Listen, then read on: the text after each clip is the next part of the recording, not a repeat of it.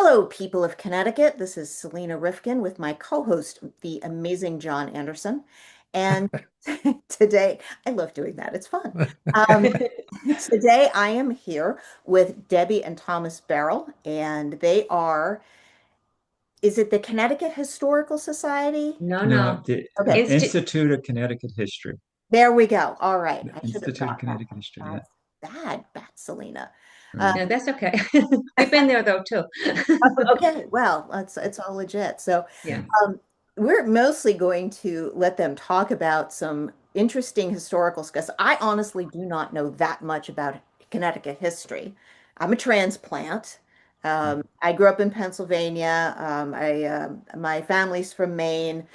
And this is my adopted state. And the more I know about it, the more interesting it becomes. Yeah. Definitely. I do know, I'll tell you what I do know about. I know about the story of the Charter Oak. I know about that Okay. story, Okay. that bit of the folklore. Okay.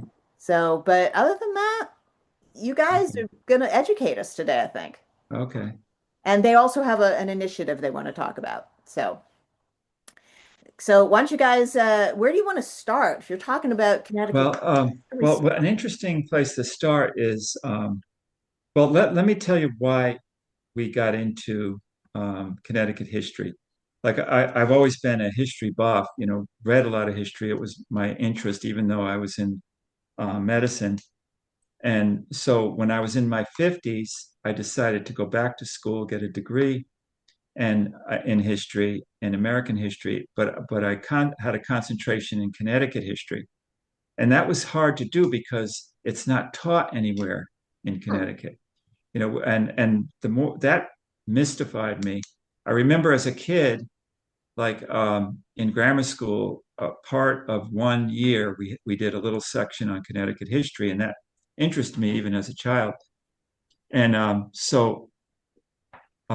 I managed to, through charter college, they let you design your own courses, but you Hmm. have to find a professor in that field to correct your papers.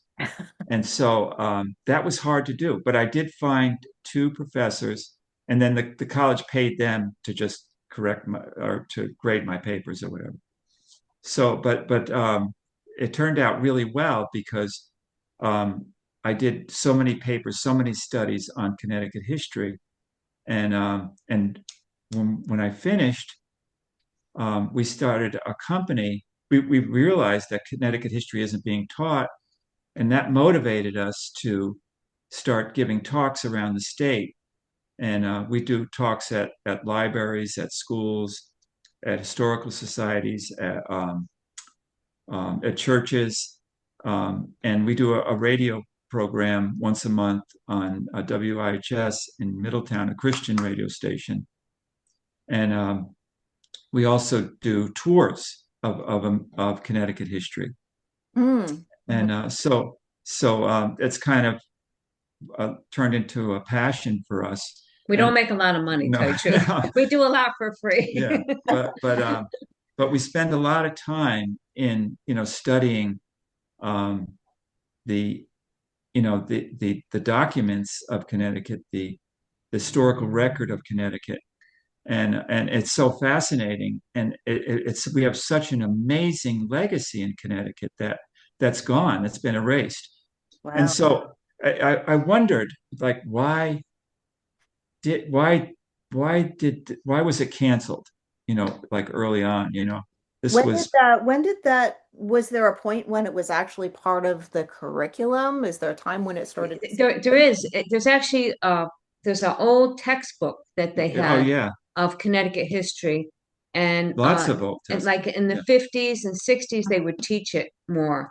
And even when I went to school too, we had like a maybe a day or two of Connecticut history. But Mhm. and I graduated in 72 from high school, whatever. He graduated in 68. But after when the 70s and 80s came through, I think it was like Yeah, it just was there was a forgotten. progression Mhm. of in universities like the of Marxism in history departments, Mhm. and history changed a lot. I'm really interested in an idea called histrionics, which is the study of history, in itself, not the study of history. And Okay. like why Who's telling the perspectives are, story and why? yeah. So like history really is a foreign land. It really, unless you go there and you have to spend time there to understand it, just like you would have to visit a country and to really know about it, you'd have to spend some time there. And of course, we bring our prejudices, our political ideology, our idea of God, our educational influences into that journey into history. And so the Marxists have pretty much taken over um, the professorships in colleges, especially in teaching colleges, and it's by design. They had a plan to do this, and so without anybody realizing it, the dialectical materialism of Marxism took over the study of history, Would you, and where they can I slowly. pause you for a moment? For our viewers, would you please explain dialectical materialism? Okay, well, it's a Marxist idea where um, like history is it doesn't involve anything rational, anything spiritual. It's only the forces within mankind that oppose each other, and the tension of between classes, between parts of society, which either destroy one another or merge together. Okay. And through Marxist ideology, they have the idea that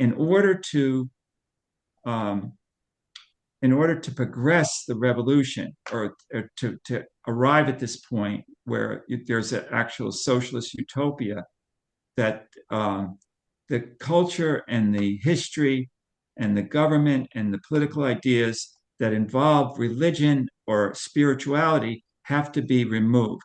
They have to be erased. And there's no, the ends justify the means. So there's a steady, slow progression in tearing down the culture and tearing down anything to that would go against the idea of a ultimate Marxist state. And it sounds far out, but it really is true. Like there's a quote from Marx that that the idea that history has to be looked at critically, in other words, has to be torn down. And he said this: the criticism of religion is prerequisite of all criticism. Man makes religion, religion does not make man. Religion is indeed the self consciousness and self esteem of man who has either not yet won through to himself or has already lost himself again.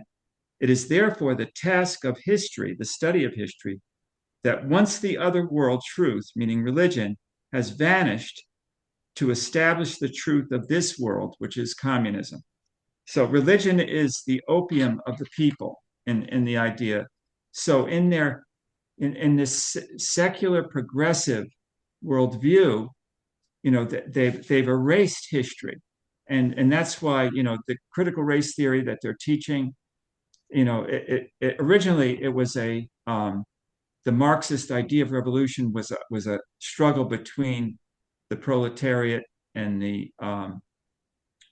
and the The workers the and the workers and the proletariat, and that conflict would eventually create a workers' state. If guided by the That was communist. inevitable. The idea was Yeah, that. yeah. that's inevitable in their minds, and so that idea of of critical race theory didn't work in America because our economy, had enough upward mobilization where it didn't work. So they went back to the drawing board, like in the 80s and 90s, and came up with critical race theory, Mhm. and then on to critical gender theory.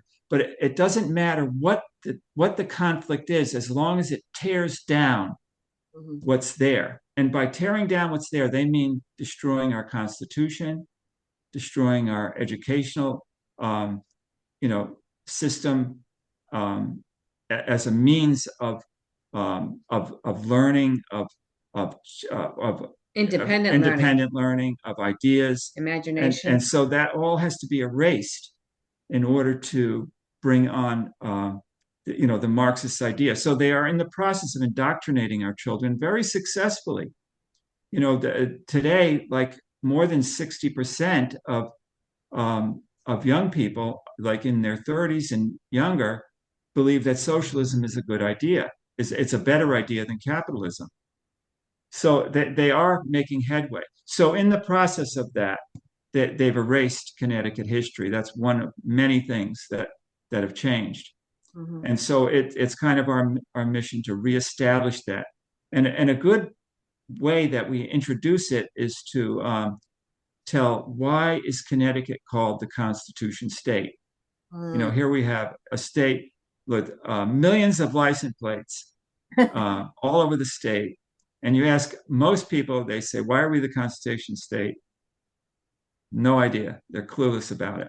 And it's a good way of teaching Connecticut history because it covers a lot when you find out why we are the Constitution State. So so so the first reason is that we're called the Constitution because the first written constitution that was actually applied to a political system was created in the tiny colony of Connecticut, Mm. and it was called the Fundamental Orders. It was written 387 years ago, in 1639, and historian John Fiske said that it marks the beginning of American democracy, this little constitution in this little colony. Oh. And so it's a very, very important document. And it's actually this 387-year-old document is actually in the state library. You can go and look at it. It's in the building across from the Capitol, and it's really fascinating to see it. And so, going back a little bit, to understand this document, you kind of have to understand the Protestant Reformation, because that's what these people came out of that wrote it. And so the people that came and settled in this valley, in the Connecticut River Valley, came here between the years 1633 and 1636, and they came from Massachusetts colony. And the reason they left was they started to recognize that the political situation in Massachusetts was not why they came across the ocean, why they had suffered and endured that long trip and into the wilderness, because it was turning into a theocratical oligarchy, Hmm. and it was violating the tenets of the Reformation that had brought them there. One of the strongest tenets is the idea of the priesthood of the believer, which means that because they understood the Bible very well. That was the center of their life. And in the scriptures, they saw the idea of covenant. Mhm. There was the idea of the Abrahamic covenant, the Mosaic covenant, and into the New Testament, a covenant with Christ. And Mhm. it depended on a mutual agreement between God and whoever was the recipient of that. In other words, if you do this, God told the people of Israel, if you love me and keep my commandments, I will have mercy on you. I will prosper you. I will do all this stuff for you. And then in Christ, that covenant became a relationship with Messiah in a way that where you became a partaker of his life, and he gave you and he took on your life. And so they had an understanding that overflowed into their family life, into their church life, into their government. They had a sense of responsibility because it Yes, Right, right, right. right, right. was an And they agreement. were coming out of like an idea of collective salvation that was in the Church of England, in the Roman Church, throughout the medieval times, where salvation depended on your your participation in the church. like Kept the you sacraments or kept the whatever. Yeah. sacraments, Mhm. you were a good member of the church, and therefore you went to heaven. You were saved. But in the Reformation brought the idea of salvation is based on your relationship with God.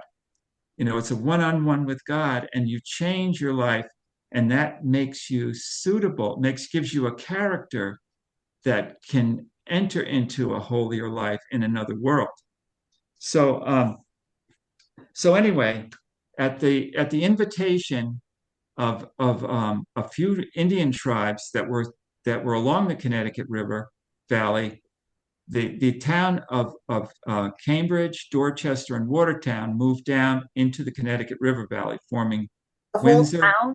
Did the The whole, whole the whole town picked up and went, pretty oh much, my pretty Well, goodness. it much. wasn't as big as you think it was, you know what I mean? Right. Now, And there were that's dozens of towns, but the pastors over these towns had a well I won't say that over them because they weren't a theocracy really, but the pastor of the town had a lot to do with their understanding of political things. So they these three towns, especially the man who rose to preeminence and in this migration was Thomas Hooker, mhm. an amazing guy. But anyway, they moved down there, Down here. down here, and they had no charter from the king. They had no patent from Parliament. They had no permission from the Church of England. They were, they didn't go as an extension of Massachusetts Bay. They went by pure faith. Wow. They were under the radar. They were still part of the British Empire, but they were so they had a clean slate that they could start on. Mhm. And so anyway, they went through this terrible war as soon as they arrived because they didn't realize, but the land they bought from the Indians, those tribes were actually subservient tribes to the Pequots, and the Wow. Pequots, and the reason that they invited the English down was that they thought the English would be a buffer between the Pequots and the In the and Indians. and and Oh, them. lucky colonists. Yeah, right. So anyway, so the Pequots were pretty upset. They raided the town of Wethersfield, and it was much like Hamas raided Israel. Israel, like on October 7th. They just slaughtered people, men, women, and children, took kids hostage, and so it put them between a rock and a hard place. But miraculously, I don't have time to go into the detail of the whole war, but miraculously they won. They were outnumbered, and but it's just like circumstances happened. They were joined by other tribes of Indians that had been under the Pequots' domination, and they managed to drive out the Pequots. So that now that they were at peace, the three towns consolidated together into one colony. Okay, I don't think you mentioned three towns. Okay, Was yeah, it was Hartford, Wethersfield, Wethersfield and and Windsor. Windsor. Yeah. So anyway, Thomas Hooker, I just want to say a couple of things about him. Amazing man. Amazing guy, very unselfish man, very brilliant man. He was dean of Emmanuel College at Cambridge University as a younger In man England, yeah. in England. And the Reformation was progressing at that time. And he was part of the reformers. He decided to leave academia, become a preacher. And he was responsible for the awakening of thousands of souls in England. But he also was very critical of Charles II and his government and the Anglican Church. He exposed their corruption all the time. And shortly he became public enemy number one.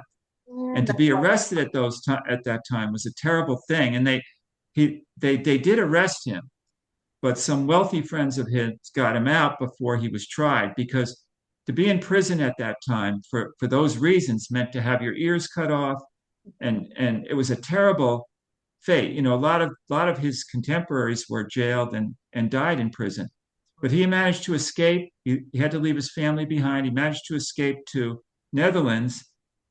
And then 2 years later, he snuck back, got his family, and joined what was called the Great Puritan Migration to Massachusetts. Mhm. And so his reputation went before him, and his gifts made room for him, and he was one of the great preachers of Massachusetts Bay. But he did not like what was developing politically, along with the other ministers from Dorchester and Watertown. So they moved down here, and so he preached a sermon in 1638, and it was his most famous sermon. He preached so many beautiful sermons. We found a notebook in the Historical Society in Hartford, of his. It was a thick, leather-bound thing, all in his own hand, Wow, and cool. it was so cool. It was so beautiful. But some of his sermons are just so heart-touching. You would not expect those kind of sermons from a Puritan minister, but anyway, the most famous one was his sermon on government, 1638, and it was based on the idea that the foundation of authority is laid firstly in the free consent of the people. That was the basis of it. Hmm. And another notebook we found is written by a man named Henry Wolcott, and it was all in shorthand. And he wrote down in shorthand the main points of the sermon. And They didn't have that that sermon sermon written, written at but all. we got it from Henry Wolcott, whose um, great great grandson became governor of Connecticut. Oliver Wolcott was also a signer of our Declaration of Independence. And that's where Wolcott is named, Wolcott, Yeah, yeah, Connecticut. yeah. And okay, and Anyway, also his son was a governor too. But good. okay, so in the sermon, he said he made these 3 points. He said, the choice of public magistrates, meaning political officials, belongs unto the people by God's own allowance. And Mm. a modern interpretation of that would be that people are endowed by their creator with the right of liberty to choose their own government. Gee, And that this sounds was so, familiar. yeah, this Yeah. is this is so Yeah. revolutionary. Yeah. But at that time, though, this was not This, known. yeah, this was in the age called absolutism, Uh-huh. and where the The king not only kings. had all political authority, but he had ecclesiastical This is authority. He could before, tell you what to think and what to right. believe Yeah. and what to do.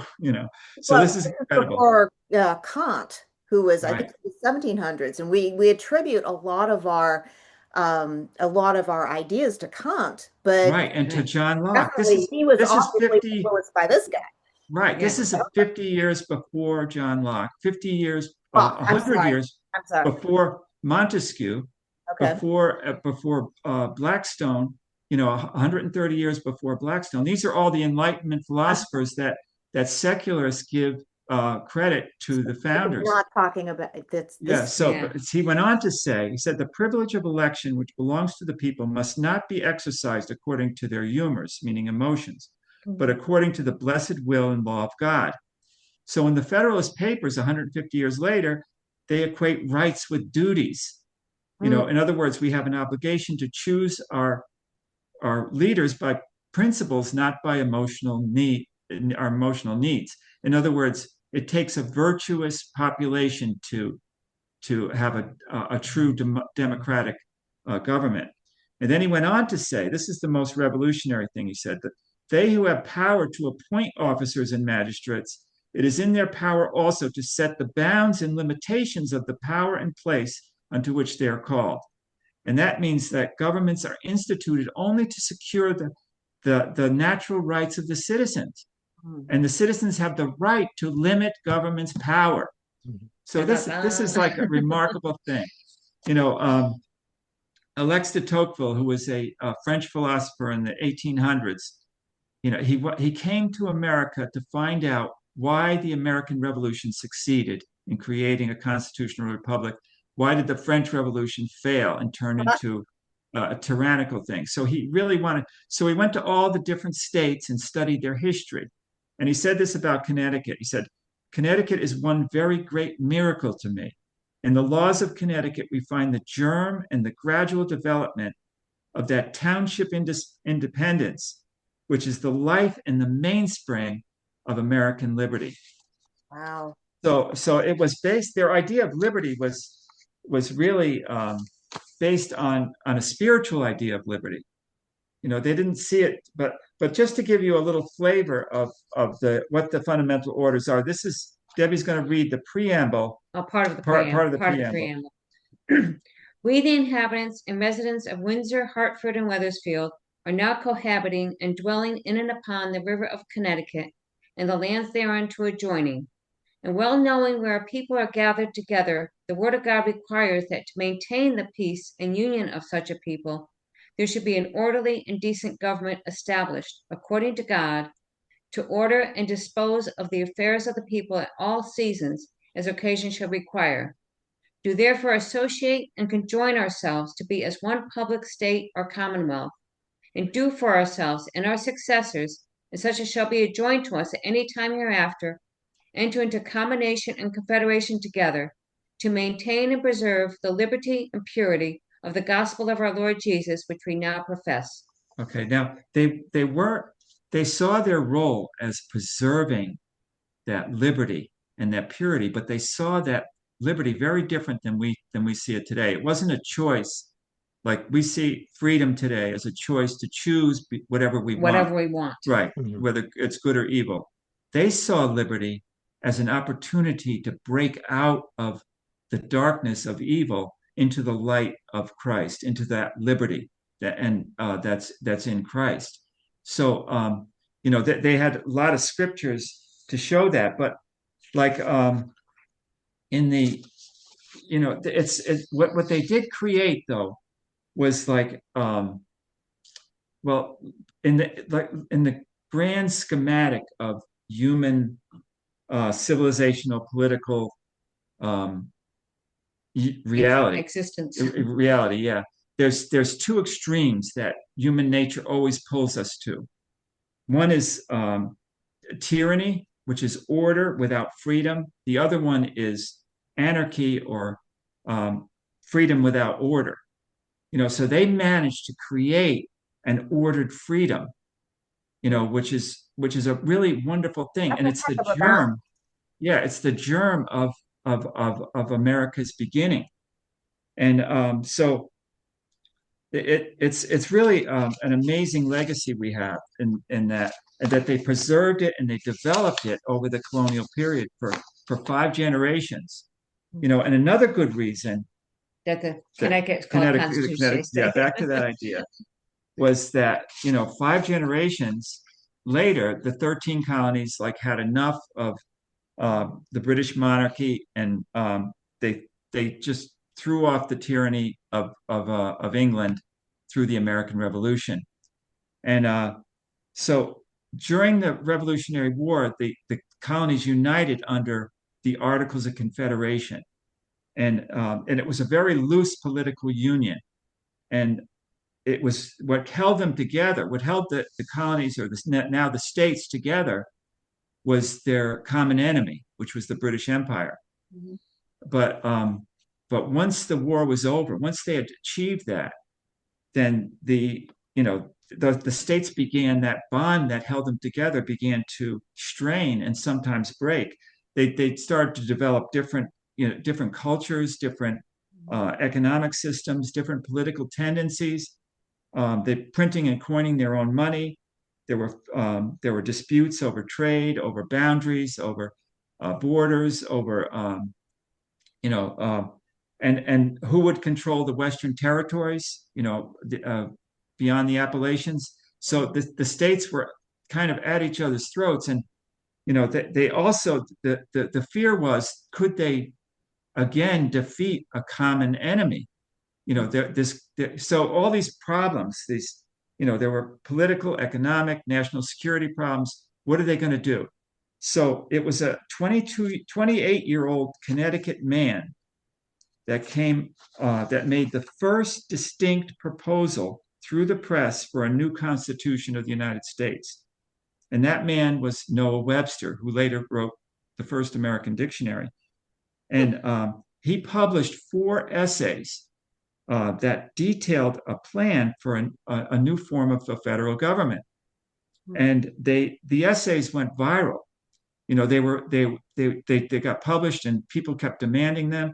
And in every colony, people read them. Every educated person read those essays.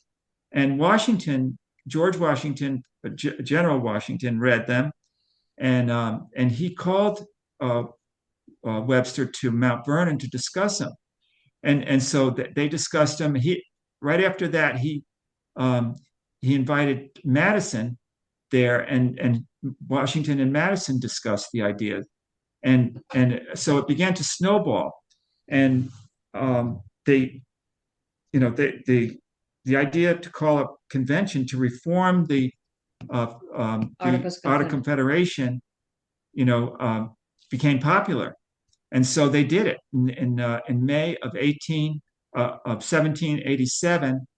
They called what would be called the Constitutional Convention, but they were planning on reforming the Articles of Confederation. But as soon as they got there, they just threw it out. But when they eventually, the delegates included almost all of Webster's ideas in the Constitution, and so it was a Connecticut man that was a catalyst for our United States Constitution. So that's another reason why we should be called the Constitution State, because he grew up seeped in that idea of that of that covenant relationship between the government and the people. And the third reason why we're called the Constitution is probably the most famous. And so when the delegates came to the Constitutional Convention in 1787, each state brought their legislature's agenda for to put into the Constitution. And so all the differences and prejudices and arguments came to the surface very quickly. Mm-hmm. And there was no more contentious issue than how the states would be represented in the new Congress. Mm-hmm. The larger states wanted a legislature that would reflect the population as a whole, and this would give Massachusetts, Pennsylvania, and Virginia most of the power, because those three states contain more than half of the population of the United States, and this was an anathema to the smaller states. So that they were fighting and arguing over this, and they were about, some of the states were ready to go home. They had it. It wasn't going to work. Mm-hmm. And so something really amazing happened at that point. And so the oldest delegate there was Benjamin Franklin, and he got up and he said the following. Debbie's going to read what he said. And keep in mind, Benjamin Franklin is like the least religious guy if you know anything about Benjamin Franklin, wasn't a spiritual guy, but he said this. Mr. President, General George Washington, who is president of the Constitutional Convention, the small progress we have made after 4 or 5 weeks, close attendance and continual reasonings with each other, our different sentiments on almost every question, several of the last producing as many nays as yeas, is methinks a melancholy proof of the imperfection of the human understanding. We indeed seem to feel our own want of political wisdom, since we have been running about in search of it. We have gone back to ancient history for models of government and examined the different forms of those republics, which, having been formed with the seeds of their own dissolution, now no longer exist. And we have viewed modern states all around Europe, but found none of their constitutions suitable to our circumstances. In this situation of this assembly, groping as it were in the dark to find political truth, and scarce able to distinguish it when presented to us, how has it happened, sir, that we have not hitherto once thought of humbly applying to the Father of lights to illuminate our understandings? In the beginning of the contest with Great Britain, when we were sensible of danger, we had daily prayer in this room for the divine protection. Our prayers, sir, were heard, and they were graciously answered. All of us who were engaged in the struggle must have observed frequent instances of the superintending providence in our favor. To that kind of providence we owe this happy opportunity of consulting in peace on the means of establishing our future national felicity. And now we have forgotten that powerful friend? Or do we imagine that we no longer need his assistance? I have lived, sir, a long time, and the longer I live, the more convincing proofs I see of this truth, that God governs in the affairs of men. And if a sparrow cannot fall to the ground without his notice, is it probable that an empire can rise without his aid? We have been assured, sir, in the sacred writings that except the Lord build, they labor in vain that build it. I firmly believe this. And I also believe without his concurring aid, we shall succeed in this political building no better than the builders of Babel. We shall be divided by our little partial local interest. Our projects will be confounded. We ourselves shall become a reproach and a byword down to future ages. And what is worse, mankind may hereafter, from this unfortunate instance, despair of establishing governments by human wisdom and leave it to chance, war, and conquest. I therefore beg to leave to move that henceforth prayers imploring the assistance of heaven and its blessings on our deliberations be held in this assembly every morning before we proceed to business, and that one or more of the clergy of the city be requested to officiate in that service. So, so Roger Sherman from Connecticut seconded that, and within a week, he and Oliver Ellsworth, the other Connecticut delegate, came up with the idea of creating a bicameral Congress, a lower house represented that would represent the country by population and consequently be the voice of the people, and then an upper house with equal representation, preserving state sovereignty. Which was the Senate. Right. And they called this the Connecticut Compromise. So it was Franklin's prayer that motivated the Connecticut delegates to come up with this Connecticut Compromise. And so, the convention was saved. They stayed together. They got it through, and they came up with the United States Constitution. So we have this rich legacy in Connecticut of, I recall the right, Constitution. because our United States Constitution is the longest lasting, created the longest lasting constitutional republic the world has ever seen. And it was an example to so many other countries. It really changed the world. It really changed it. It's a shame to see it. What Connecticut has become. Yeah, Connecticut's terrible. Because the Marxist influence in Connecticut is like we're backsliding into the dark, thinking that we're progressing, but we're not. We're really, it's really a shame what's going on. So that brings us to our current initiative. But anyway, do you have any questions about Connecticut history? Yeah. Did Webster take any influence from Thomas Paine when Thomas Paine wrote Common Sense? Because I always because when I learned about Webster and Paine, it was they kind of used them interchangeably as if Webster took a lot of what Paine had said and just because I think it came a decade later when he wrote his essays. People had kind of forgotten about Paine, and the media had gotten a little bit bigger as the country had gotten a little bit bigger at that time. So they always said that most of what he said was just a regurgitated version of Thomas Paine, but more palatable because people weren't as stupid in Webster's time because more people had started to go to school. That's what they teach in high school now, and I just don't know if that's accurate or not. Well, I never heard that, but um, Webster and Thomas Paine were two very different people that and developed very differently. But I don't know. I'm amazed at what Thomas Paine wrote, though, like in his pamphlets, and so it was a different time when Thomas Paine was writing. He was writing during the war. Hmm. That quote of his, like tyranny, like hell, is not easily conquered. Yet we have this consolation with us that the harder the conflict, the more glorious the triumph. What we attain too cheaply, we esteem too lightly. 'Tis dearness only that gives everything its value. Heaven knows how to put a price upon its goods. and it would be strange indeed if so celestial an article as freedom should not be highly rated. So Paine was more of um, um, an inspirational writer. Hmm. Webster was more of a practical writer. He was dealing with a practical situation. Paine was writing in a war, but we were losing, and trying to revive the spirit of an army that had been defeated, terribly defeated, and was just about ready to dissolve.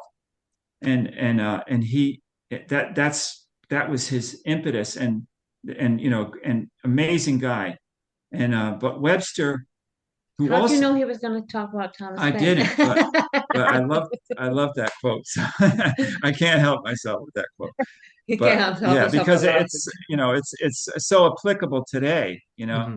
because we're living under this tyranny, and it seems like it's impossible to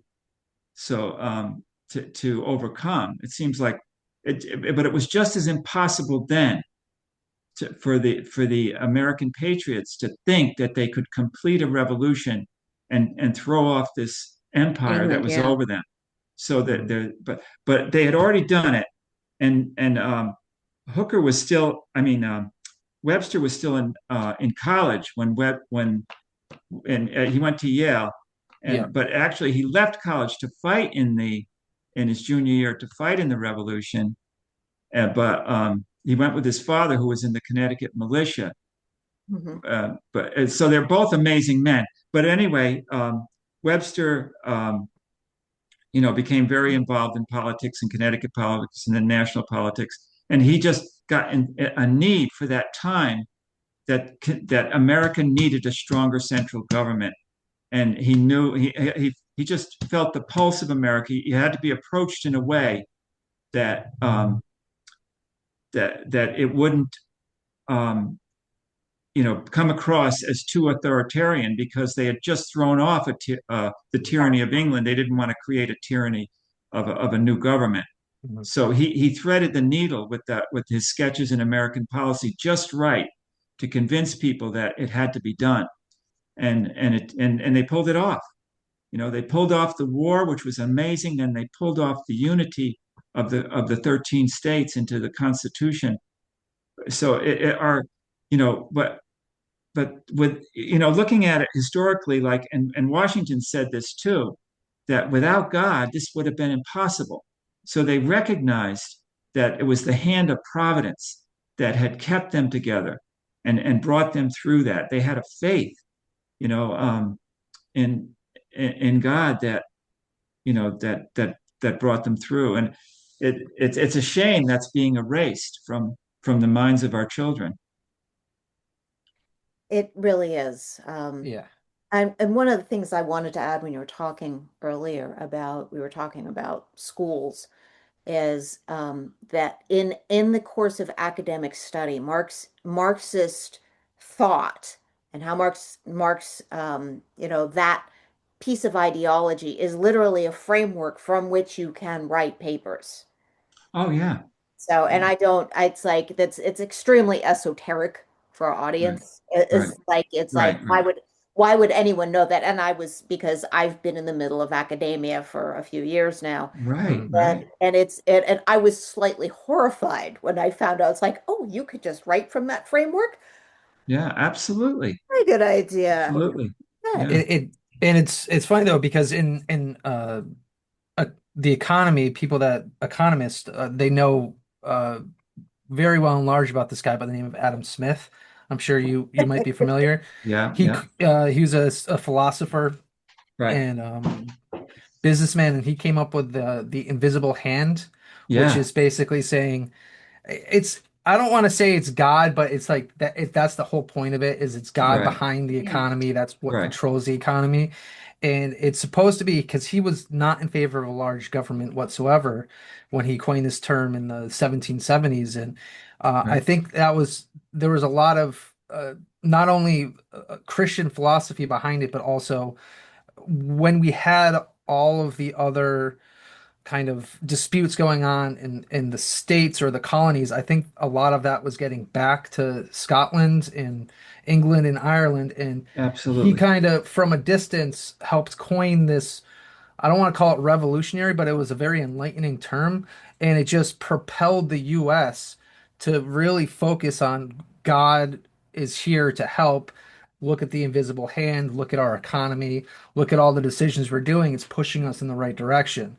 So I don't think a lot of people know that, but um, Right. Yeah, the absolutely. notion of God having his hand in anything US is pretty much what this country was founded off. Right, Absolutely. exactly. That idea of Exactly. faith, that enterprisingness, that entrepreneurialism, that all I that all that's all been generated from the Protestant Reformation, that work ethic, and the it really developed out of that,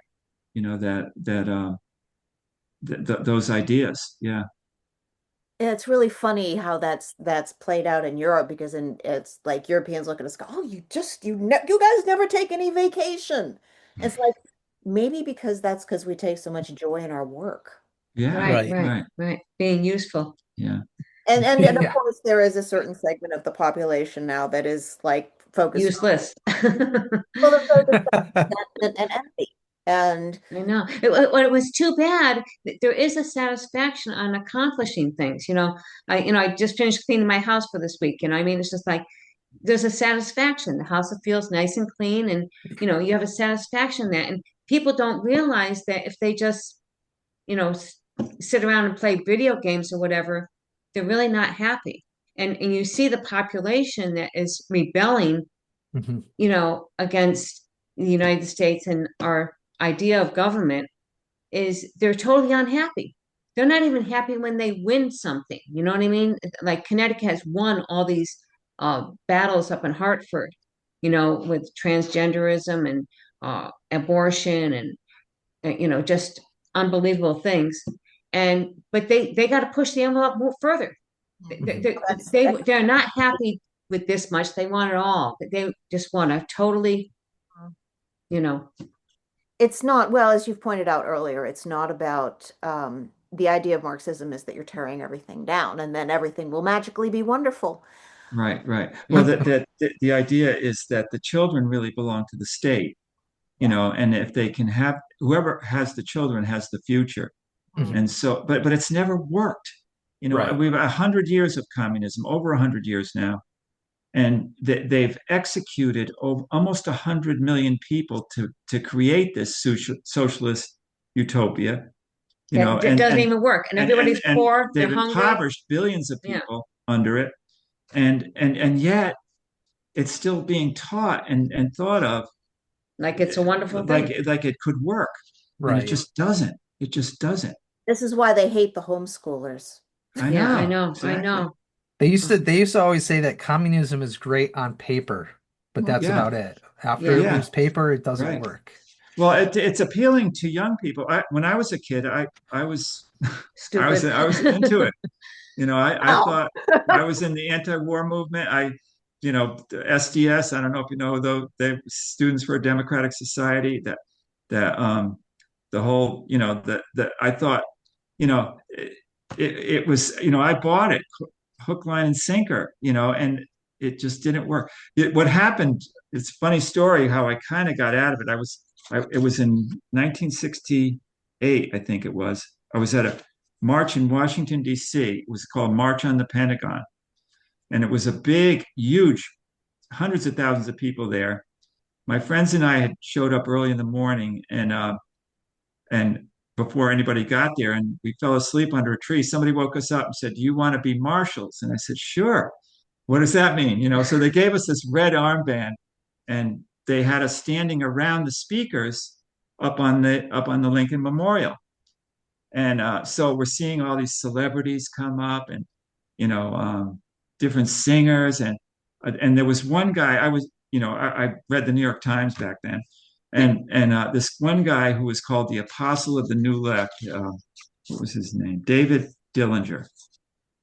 He was in Time magazine all the time, glorified, and he was one of my heroes. And so he was, he was going to be one of the speakers. So we're standing up there, and this old man, he must have been in his must have been close to 80, or maybe he was in his 80s. So he had a big white beard, and he was had a thick Polish accent, and he had a sign said, um, America, love it or leave it. And he was saying he was yelling to the crowd, saying, "You don't understand that you are being influenced by the communists. You don't understand that communism." He was saying all this stuff. Well, Mhm. my hero, David Dillinger, went and pushed this old man over and started kicking him. Like they had to pull him off. He was so insanely, and it shocked me. It was like, whoa, and it made me think, that way, so now I thought, well, these people are crazy. The establishment's no good. So it kind of sent me off on a hippiedom out into, nowhere. But finally, I met God, and Things got better. things got better. But so I recognized that from like the hate that in this peace march, and then later on in the march, they got to the Pentagon, and there was these soldiers, National Guardsmen or whoever they were standing like to protect the crowd, and these guys, these activists were going spitting on them and screaming at them, baby killers, da da da da da, and He I'm like, has it. yeah, these poor kids. I'm thinking like, what is going on here? Uh, So it kind of woke me up to, the this is just a front for something else. And years later, under Yeltsin, and when he took over in Russia, and he exposed all the KGB files, and it turned out that the KGB was paying for all this. It was Just they like were now. funneling money I was going to say, Yeah. from Yeah, Mexico, just like now. yeah, exactly. right, to the Black Panthers, and so anyway, It's a never-ending story. right, yeah, It is. I mean, the dark side of humanity is always going to be there. yeah, yeah, Right, Mhm. Be right. yeah, constantly aware that this is not, we got to be, sometimes I wonder if maybe the sheer volume of people who can do this is a result of the fact that there's enough of us that we're wealthy. I suspect that when we lived in tribal societies, these people tended to get evicted and right, like die in the wilderness. Yeah. Right, right. But yeah, here we are. We got to deal with it. So right, got to right, Yeah, figure yeah. out. It's I it's always always think of it. funny. Go ahead. Go ahead. Oh no, I was just gonna say it's always funny how people forget that when the founding fathers created the Constitution, they created it with the understanding that public servitude was only supposed to be about 20 years of your life, and then you go back to the right, farm. It was Right. meant exactly, to be a duty of good for society, right, not because you want power. And right, because they Exactly. didn't realize how power How influenced bad it people can as society progresses, that's why right, we have a lot of the issues we have now. Right, right, right. I'm right, all for term limits. right, Term right, limits. right, really. Go be. So, home and get a job. they Yeah. didn't even have celebrity really when they were when as presidents, as vice presidents, as Mhm. senators, they could walk in the streets of Philadelphia or later Washington D.C., and people didn't even recognize them because Right. the media hadn't, you know what I mean, and it certainly didn't pay well. So but they were doing it because They believed in it. yeah, it was There's their something, civil right, duty. It was right. their, Right. it was their they felt it, and there's still some people there that are like that, but There's a few. Hopefully there's enough. yeah, Yeah, yeah, yeah, yeah. exactly. Yeah, yeah. So So why don't you tell us So about your initiative? yeah, okay, yeah. So last summer, well, we started out going to the school board in Bristol, and years ago, yeah. years Well, ago, maybe, yeah. and we went for like a whole year, and we spoke often against Critical the race critical theory, race theory, gender ideology. yeah, the whole thing that they were pushing on the kids. The more we found out, the more horrified we were, and we this one particular course that is mandated in Connecticut high schools that they teach it's called Black and Latino Studies, Mhm. and I got the syllabus to it, and it was anything but a history of Black and Latino studies. It was a total indoctrination of Marxism, first day of class, the kids are divided into oppressors and oppressed, and and and it was and the whole theme was like growing up in the 60s, I saw the civil rights movement, a big fan of Martin Luther King, and I even volunteered to raise money for the Southern Christian Leadership Conference that he was part of, and and I saw how he and Ralph Abernathy and how that movement came out of the Christian churches in the South, and how it developed, and how the Civil Rights Act changed everything, but it was the influence of that civil rights movement. They're teaching the kids that the civil rights, they don't even mention Martin Luther King. Well, three times they do, once in a footnote and two other times, but basically they canceled him. This was a 300-page syllabus. And a 300, they only, the Black and Latinos got not to mention Martin Luther King. Frederick Douglass hardly ever mentioned. Why? Because they believed in the Constitution. They believed in the principles in the Declaration. And that's exactly what they want to erase. So anyway, and they didn't talk about the settlement of America. They talked about the conquest of America. And the Pilgrims were conquerors. The Pilgrims had a treaty for the longest treaty with any Indian tribe for 50 years. For 50 years with the Poconoks. What was the tribe? Anyway, the Wampanoags up there. They had the Wampanoags. So anyway, they overlooked so much, of history that they distort it, they turn it, and the kids are subject to this. And teaching them about all these other Black Lives Matter, not Black Lives Matter. What was it? It's the what did they call them then in the 60s? Oh, the Black Panthers. Panthers. The Panthers and the Black Panthers, Angela Davis, Stokely Carmichael. These were all radical leftist Black people in the 60s. They gave them all the credit for everything that the civil rights movement accomplished, when really they didn't do anything. They didn't. They were. If anything, they were trouble. Yeah, they did anyway. So anyway, it was so shocking to me. So I wrote a paper and like a critique on the course and handed it out to the Board of Education in Bristol. And I said, please read it. Please read it. Nobody read it. Nobody read the 300 pages like he did. Right. There was one guy on the Board of Education, and he wound up quitting because they wouldn't listen to him at all. So we thought. Can I interrupt you? Where did this 300-page document come from? It came from the State Board of Education. There was a list of about at least 50 or 60 PhDs on this document. Okay. It was unbelievable. So anyway, you could probably look it up. So anyway, we decided. I think they're still teaching it because this was only a few years ago. I'm sure they are. They still are. Yeah, it was after COVID. So we started.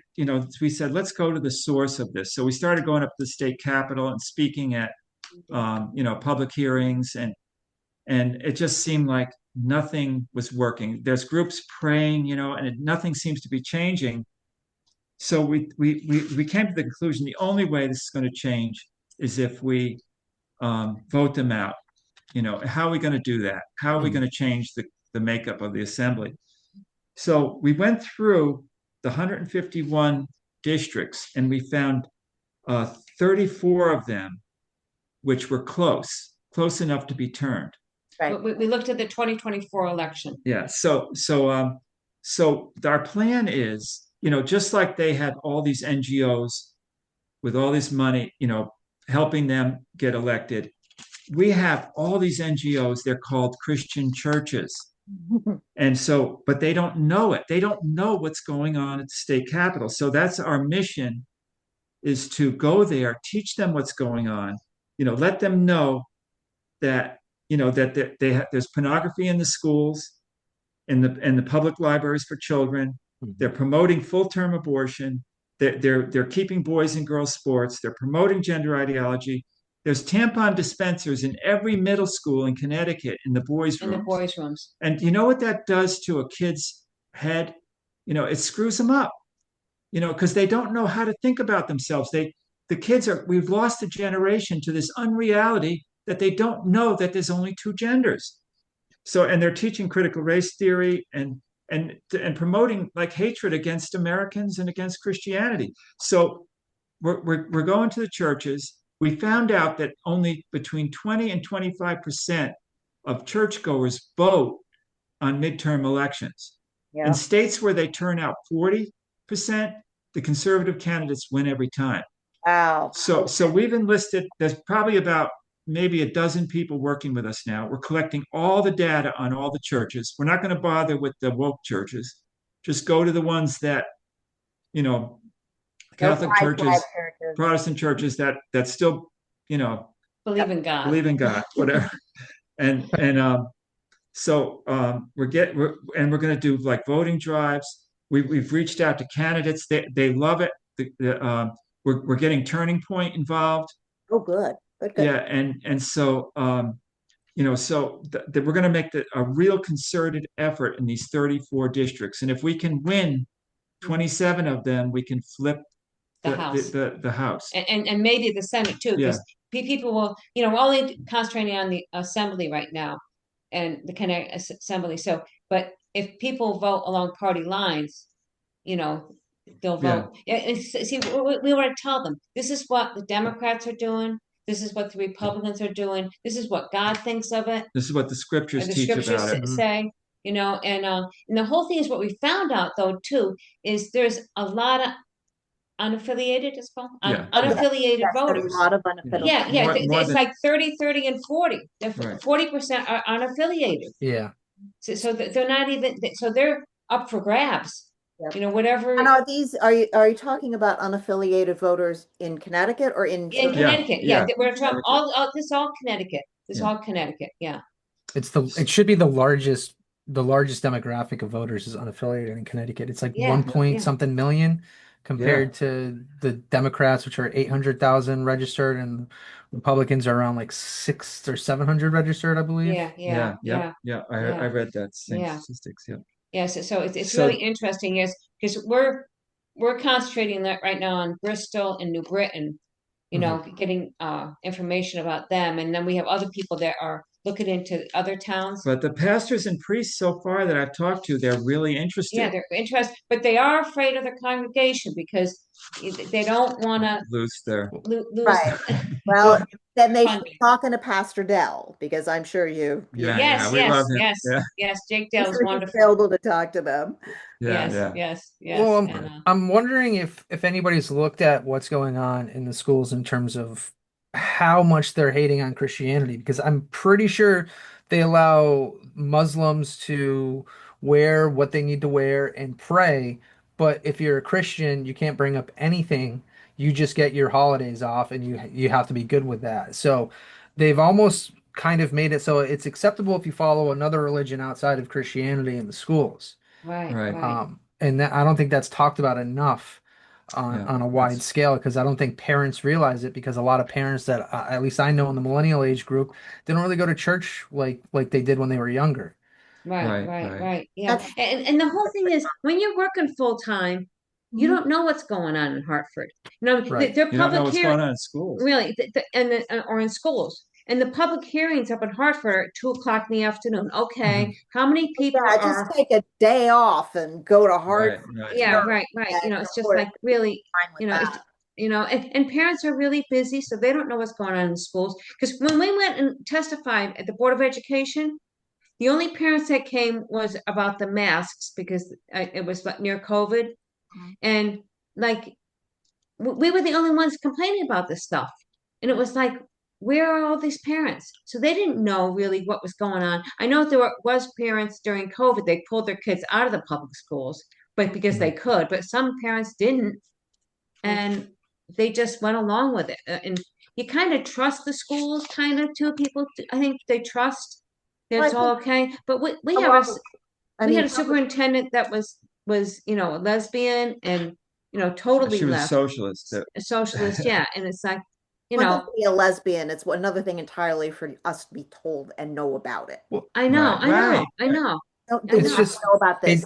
It It's drives me Right. crazy that people in that community feel that it's their duty to follow the democratic practice rather than just think for yourself and realize like politics is not about what your identity is, it's about what you Right. feel is right in the world. It's about And a lot of policy. these people just, and that's why there's so much confusion on the left and they hate each other so much is because there's no real ideology that they can follow. It's so many Right. different separate sects. And yet the Republicans, at least in Connecticut, haven't figured that out. Like, hey, how do we expose this? How do we start to drive people towards our politicians rather than continuing to allow them to vote for the left? And I think Yeah. it's an Yeah. important initiative, and you said it's in 27 towns. Do you have a list of the 27 towns so that 27 Sienna can districts. Yeah. districts? Yeah. Districts, yeah, Yeah. and there's actually 34 districts, Okay. but if we win Yeah. 27, Yeah. and yeah, we do have a list of the towns. Yeah. This If, this is a you can't see it, but we can email it to you if you yeah, give us yeah, an email. and but And we got the percentage that well, the I can show it, honey. If okay. can you let me share? yeah, go right ahead. Yeah, Okay. I How are don't we think I'm doing with the gonna run. time? Oh, we're Do we, fine. We're all right. your Okay. time's good? Okay. Yeah, we don't have a hot deadline here. We Right. just, Okay, so this. when we're there, we're there. So, Right. although Okay, so, we try not okay, to like make people go to sleep, but you know. okay, okay. So let me just show you this here. Turn There this you down. go. Nice. Slideshow. 1 second. Hmm. Yeah. Okay, so this is the 151 that we were Yeah. talking about before. And then That's the first, presidential election map. yeah, Mhm. of Those What are Trump won. okay. Those are Trump lost with 41% and Harris won by 56, Yeah. Yeah. And then okay, so these are some of the towns. This is half of them, and then the next page is the other half. Yeah.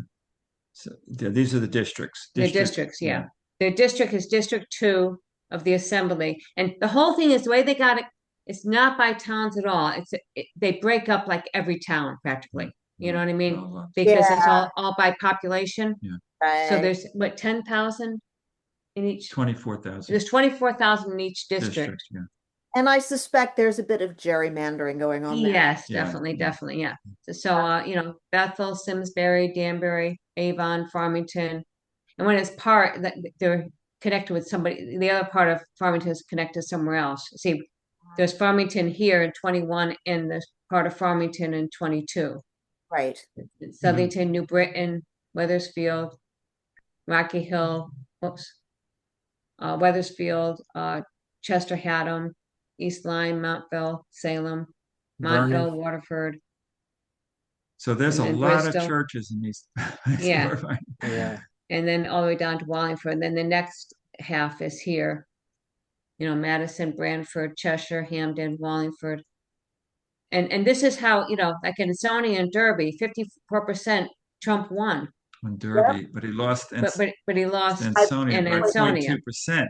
So by how only did the 2%. Democrat win the assembly seat? You know what I yeah, mean? yeah. Republicans aren't showing up. So that's one thing. That's accurate. And Yeah. because I'm from Ansonia and Okay. Oh, okay, that's funny.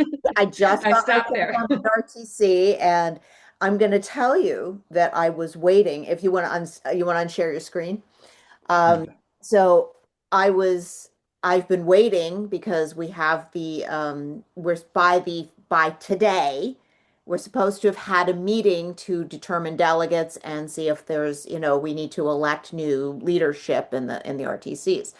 And our RTC, it's a Democrat majority town, whatever that means, Right. because I think it's actually probably mostly unaffiliated. But we do have a lot of rentals here. And as Betsy McCoy has said, people who own homes tend to be conservative because Right. once you get Mhm. that home, you want to hang on to it. And Right. it's a way to build generational wealth. But so we had a Republican leadership here in this town for probably 16 years and just got flipped. And what Mhm. frustrated the heck out of me was that you know, 2024 came along and it's like it was before the election, and I'm looking at this going, no matter who wins, Connecticut's in trouble and I need to do something.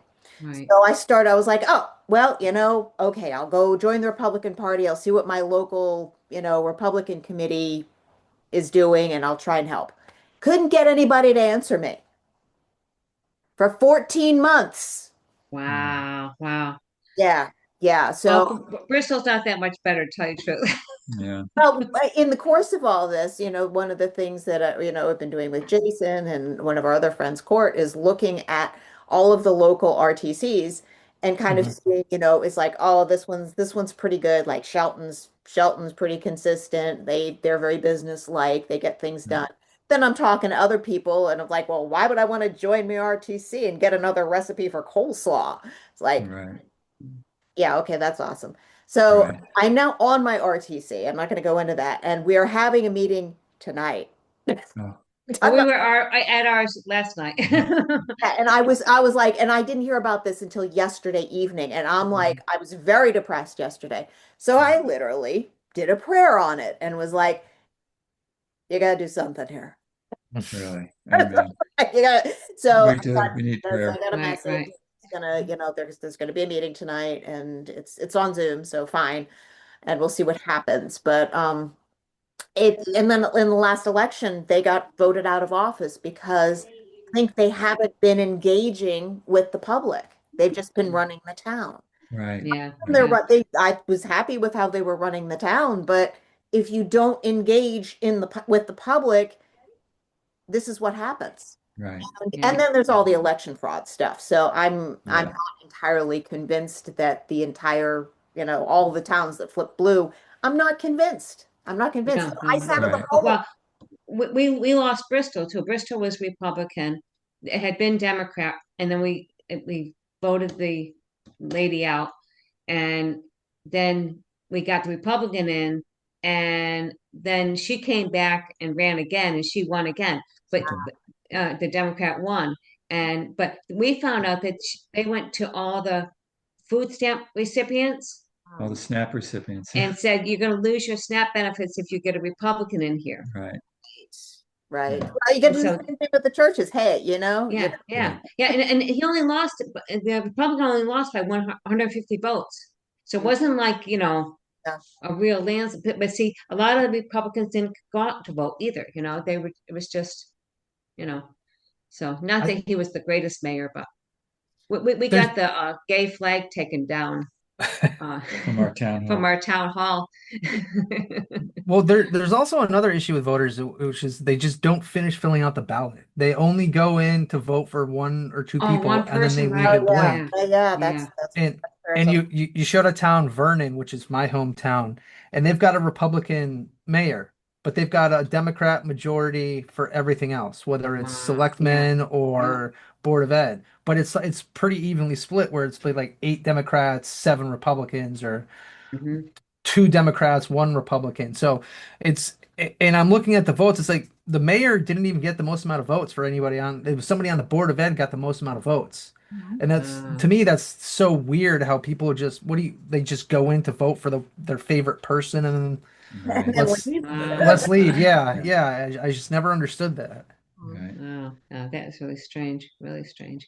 Yeah, so we're going out to the churches. We're collecting information more than anything right now, and then going to have a group to go out and talk to pastors and see if we can talk to the church going people, Do some fun and voter registration voter drives. Yeah. registration Mm. drives and stuff like that, and see Yeah. what we can do. And like we went to the March for Life, and I walked around and asked with Leslie Wolfgang, you know her, and On the we show. went around with cards about getting registered to vote, but everybody said that they were registered and they voted. Because a couple of years ago, I went to March for Life, and I met a lady who said, "Oh no, our church doesn't vote," and that like really bothered me. And I wish I knew now the church that she talked about, because it was says, "What do you mean you don't vote? What are you doing here?" Right. I have been in that meeting that and I think it was Leslie who had run the meeting, and there was a gentleman there who was 80 and he voted for the first time in the 2024. Wow. It's Yeah, like, yeah, you know, I yes, I get the I get the idea that you're supposed to, let God run things, but God is He kind giving he us a kind of created choice. us to do something. Yeah, it's like Yeah. it's like I think we were given free will here, Right, and everything that definitely. you just Yeah, talked about is like, yeah, well, we have to, this is a covenant. right. It's not, we're It's our not doing it. responsibility. Yeah, Yeah, Yeah, we got a yeah. job. We Some got a would say job. God wrote the Constitution. So, yeah, yeah. Tell them that. Right, right, right, right. Yeah, Somebody exactly. channeled it. Yeah, Yeah, yeah, yeah, yeah, yeah. Yeah, I think he definitely wants us to do his will type of thing, and that's, one of those things. We got to yeah. speak out. We got to resist the evil. And I think on that note, is there anything else you'd like to add? I think we're all I talked don't think out. so. But Good. thank you Thanks for so having much. us. This Thank was you for yeah. having enjoyable. us. Thank Yeah, you. it was really enjoyable. And if you Great. want to know more about Connecticut history anytime, we have all kinds of things we Yeah. we talk about. Now, I just want to mention though a great movie that has just come out Oh, yeah. called A Great Awakening. It's called, Okay. and actually it's about Benjamin Franklin Yeah. and George Whitfield. George Whitfield. Okay.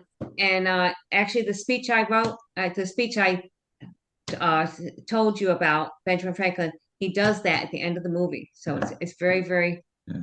Fun. Very very good. moving. Very Yeah, it's moving. very moving. It's done by Sight and Sound Theater in Pennsylvania. I don't know if you heard of them, but it's a movie coming out. And they did a preview in Manchester on Sunday, and we went to see it. It's coming And out this but weekend it's coming out this in weekend, theaters. Yeah. especially. But it may be, I'm not sure if it's out all this week also, but it's a great movie Really. about Very our encouraging. history and Very. everything else. Yeah. So Mhm. Yeah. All right. you might Awesome. enjoy it. All right. Yeah, I'm Well, just looking. I don't see any show times. he's looking. It Yeah. comes out the third, which is this Friday. Yeah, Oh, okay. yeah, Yeah. yeah, yeah. They had a preview on Sunday. We caught it, and so it was fun. Yeah, it's worth seeing. Definitely worth seeing. Definitely. So okay, thank you so much, and we'll God willing see you again. Yeah. Yeah, maybe we can have you back on, and we can hear a Yeah. little bit more about Connecticut history. Yeah. Sure. There's lots more. Yeah, there's lots There's more. really Oh is. yeah, I know So many we interesting. haven't exactly hit the end of the rope here. So Yeah. Yeah. Yeah, Yeah. We'll talk I'm about named after our first the governor. Charter Oak and hiding the charter there. That's an amazing story. oh It, yeah, yeah, It's not a legend. It's actually happened. it was real. It was real. that's- so happy week, Nutmeggers, Yeah. and Yes, Holy yes, Week. Yeah. Have a yes. good Yeah. one. Yeah. Okay, take care. God God be with bless you you both, guys. and we love you. And Thank you. we really enjoyed this. This is Yeah. really good. Yeah. Take care. check this out.